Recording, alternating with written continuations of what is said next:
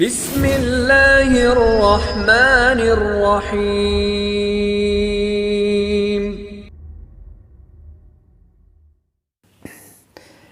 آج کا سوال ہے کہ سیالکوٹ میں ایک فیکٹری کا منیجر جس کا تعلق سری لنکا سے تھا، اس پر توہین مذہب کا الزام لگا کر قتل کیا گیا، اور قتل کے بعد لبیک یا رسول اللہ کا نعرہ لگایا گیا۔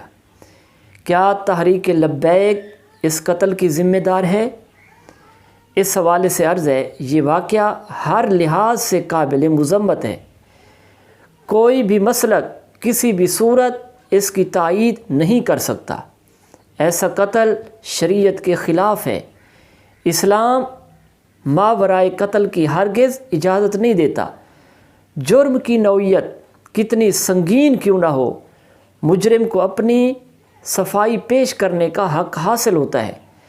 تمام مذہبی طبقہ اس واقعے کی مذمت کر رہا ہے اور مطالبہ کر رہا ہے کہ اس واقعے کی غیر جانبدارانہ تفتیش کی جائے اور مجرموں کو قرار واقعی سزا دی جائے۔ مجرم کو سزائے موت دینا یہ صرف عدالت اور ریاست کا کام ہے۔ کسی شخص کو قانون کو ہاتھ میں لینے کی ہرگز اجازت نہیں۔ ملک سے اس کلچر کا خاتمہ ہونا چاہیے، اور اس قتل کا ذمہ دار کسی مذہبی طبقے کو ٹھہرانا بھی درست نہیں ہے۔ اس قتل کے ذمہ دار صرف وہی لوگ ہیں جنہوں نے قانون ہاتھ میں لیا ہے۔ قتل کر کے پھر لبیک کا نعرہ لگا لینے سے یہ ثابت نہیں ہوتا کہ یہ لبیک کے کارکن تھے۔